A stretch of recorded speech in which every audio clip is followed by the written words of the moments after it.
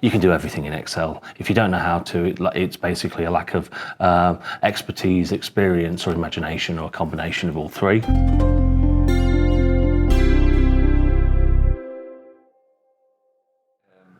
Too much.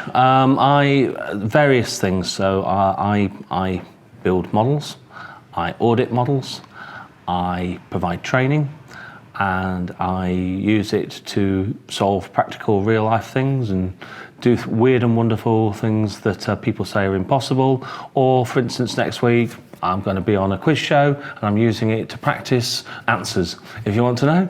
That wasn't the solution, the answer you were expecting, but yes, I've actually used it to create random words, which most people use it for numbers, but I thought I'd use letters instead. Different ones. If I'm trying to get a laugh or something like that, I will use data validation. So one of the things you can do with data validation is you can highlight a whole sheet and you go in there and you say that the only value that's actually allowed is minus 748.25226613, and you put this rule on somebody else's spreadsheet that's never at their desk and forgets to lock it.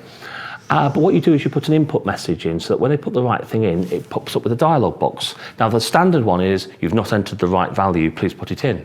But what's wrong with putting fatal hard drive error and saying, your hard drive is now about to be reformatted, press any key to continue? That freaks people out. That's my favourite tip, but I don't know if that's what you were expecting. Maybe one that, it's amazing, as MVPs, one of the things we forget sometimes is that a lot of people don't know some of the simplest ones. And maybe something just as stupid as alt equals for summing things.